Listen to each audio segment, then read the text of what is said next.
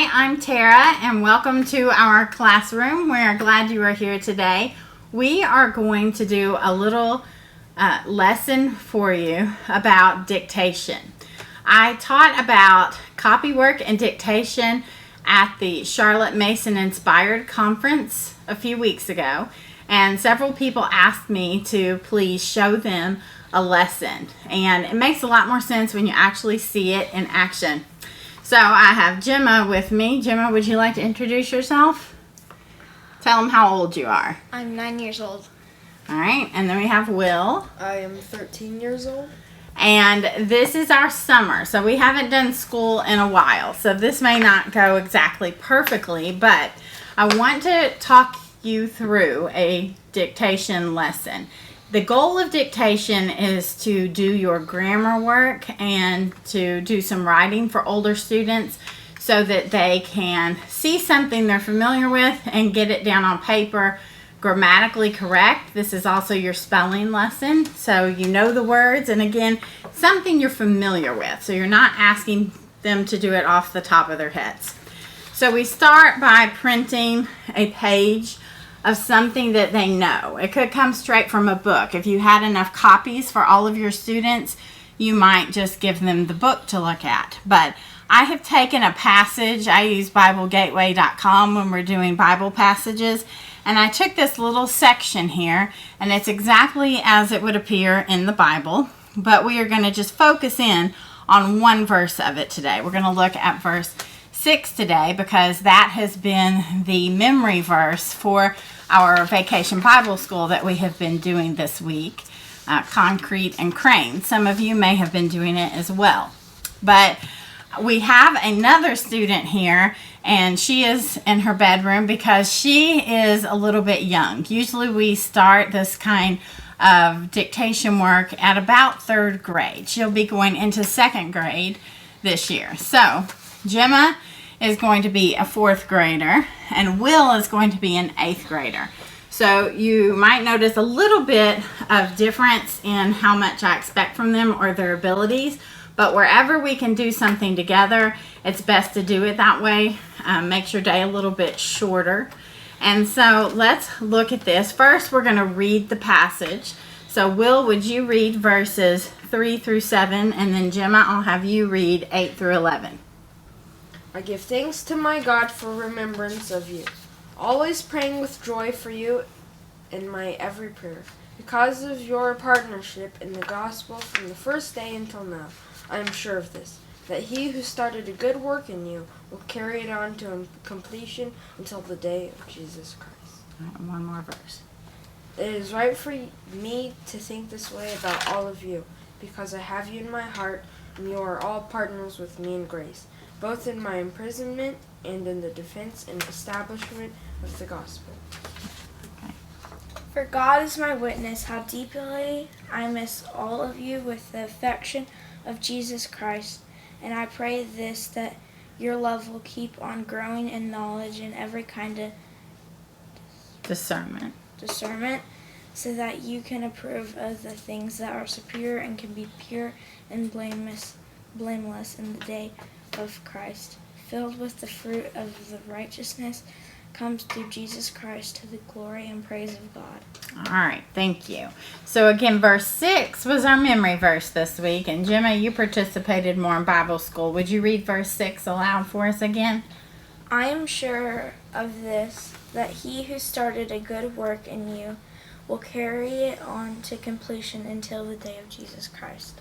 All right, so when we look at this, we make sure our eyes are actually looking at it, because our goal is to see this so much, just like we do with our art lessons, that we could close our eyes and we could picture this passage. Okay, so let's start at the very beginning of it. What do you see? What kind of letter is at the very beginning of this sentence? In verse 6, what kind of letter is it, Will? I, and is it capital or lowercase? Capital. Why? Because it's a new sentence. So, a new sentence always starts with a capital. What other punctuation do you see in this sentence? B. All right, so there is a little B there, but we're going to ignore that. If you want to, you can even take your pencil and kind of cross through that. That's what it looks like in the Bible. But pretty much anywhere else we see a Bible verse quoted, they won't include those letters. That's a reference, so look at the bottom of the page and it gives you a little extra information about the verse. All right, what other punctuation do you see there? There's Commas. two commas. All right, where is the comma? After this. Mm-hmm. All right, I am sure of this. Why do you think they put the comma there? So it wouldn't be a run-on. Mm-hmm. It is a statement. It keeps it from being a run-on sentence with that statement. We can pause when we get to that comma, and then we can finish the sentence. I'm sure of this, that he who started a good work in you will carry it on to completion until the day of Christ Jesus. All right, so did you hear the little pause there? And remember, commas tell us to pause. So when we write the sentence, we will make sure that we write a comma after this. And there's a period at the end, good, because it is a declarative or a telling sentence. All right, what else? Do you see He anything? is capitalized. Okay, why do you think he is capitalized? Because they're talking about God. So is Christ and Jesus. Very good. All right, so I think that's all of our punctuation. Now let's look at some spelling. Go through and look at each word and see if it's a word that you think you know how to spell. If there's anything that looks strange to you or you don't know it very well, then let me know.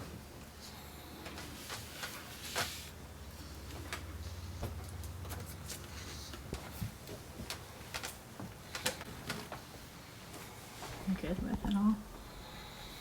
Okay. All right, so Gemma, did you find a word that's a little strange to you? Well, I know what it is. It's just spelled a little weird. To me. Okay. What word is it? Completion. I think. All right, completion. All right, sometimes, remember, we used to clap syllables, so let's clap syllables. Completion. So let's write it down. You don't have to. I'll write it up here. Come is spelled how? C-O-M-E. C-O-M-E is the word come. How do they spell come on your paper? C-O-M. Okay. How do we spell plea? P-L-E. Plea. And how do we spell shun in this word? I-O-N. I-O-N, or what's right before the I-O-N? T-I-O-N. T-I-O-N. All right, so we want to take just a second and look at that word completion. All right, so Gemma is writing the word down. She can do that because she's looking up here. She's making sure she writes it. Our goal is that we write this word perfectly. And we look at it long enough, just like we do a piece of art, that when we close our eyes, we can see that word in our head. So you can look at it here. You can look at it where you wrote it. You can look at it in the passage. And just make sure that you familiarize yourself with that word. All right? Are there any other words you think you might have a little hard time spelling?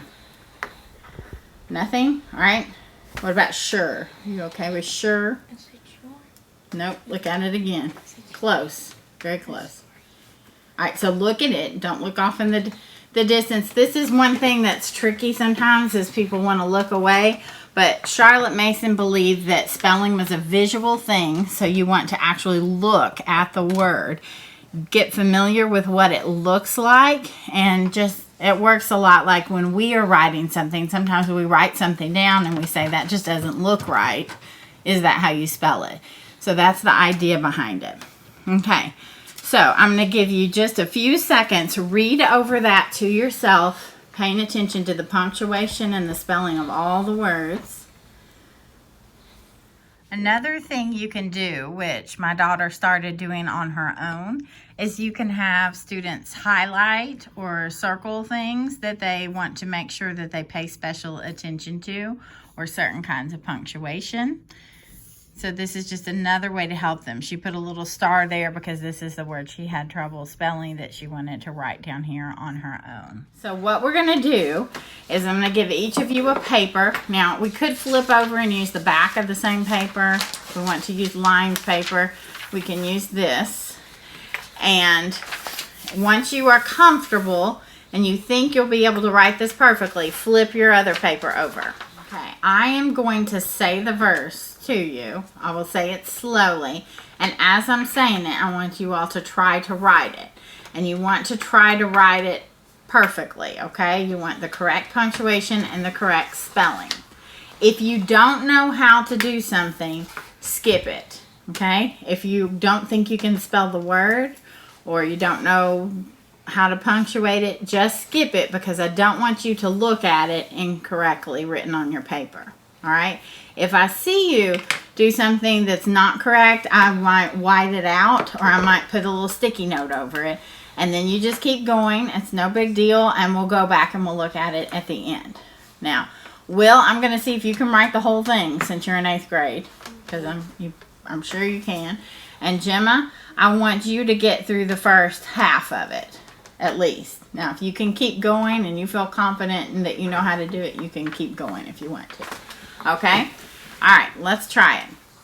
I am sure of this.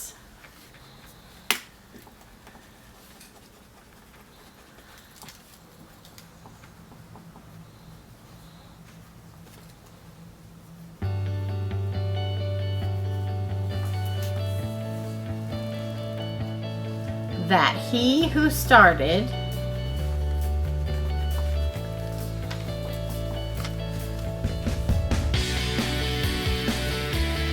a good work in me will carry it on to completion. And I forgot, I should have erased this word up here before our lesson started so that no one could look up here, but they would have to be thinking of it for themselves. And again, I'm kind of checking their paper as we go to make sure that everything looks good and is spelled correctly because I don't want them to be staring at mistakes. I was going to just put a little hump right there so it looks like an just a little hump. All right, so usually I won't correct them in the middle of it, but she just forgot a little hump on the M. It wasn't like a major mistake. All right, until the day of Christ Jesus.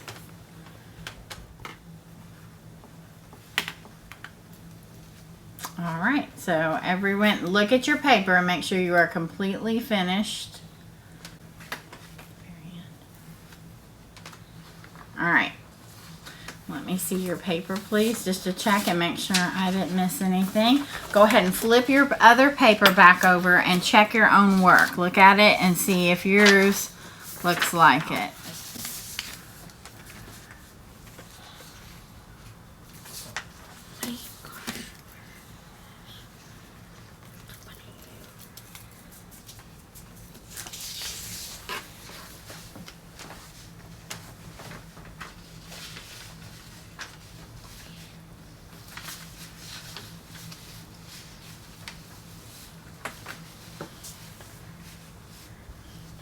Alright, so this is a time where I'm watching them as they correct their work. If there is a mistake that they made that I missed, like there were a couple just like really small things that she forgot that she is fixing now so that she can see it, but I don't want to let them leave with the paper with mistakes on it. I want to finish with them again looking at it correctly so it gets in their head. And if any words were misspelled, I might use those words to make a spelling list. If you want to do a spelling thing, that's not really Charlotte Mason's way of doing it. Or I might find another passage that has that word in it so she can look at it again. Or we may do the same passage again for dictation if they need a lot of work. But our goal is to keep this lesson between 10-15 minutes. They do the work and then we move forward. We don't keep struggling with it. We didn't do grammar today, but look at this one more time for me, guys. In verse 6, we could have, before we started the lesson, we could have pulled out grammar if that was something I wanted to look at. Do you guys see any nouns in this sentence in verse 6? Christ Jesus. That's a proper noun. Good. Anything else? What was it he wanted them to start? Or that Christ Jesus started for us? A good work in you. Work would be another noun. So I could pull out that. I could pull out adjectives like good, and you could do that. So really you can do anything with this lesson that you want to, and we'll have a folder that we take our work and we put it into. If you do it on the back, it's all in one neat page. I like for us to have lines to write on so that it stays a little bit neater as well. And she put her name and date up here. I would like also to name and date this paper if it's 2 pages, or staple them and keep them together. And we only do that 2 or 3 times a week for short lessons. So I hope that you enjoyed this, that it helps you to understand what dictation really is. It could be a fun and silly poem. It doesn't have to be a Bible verse. It could be anything your kids are familiar with that they're reading, and you can pull out anything you want to teach them. So thank you, and we'll see you soon.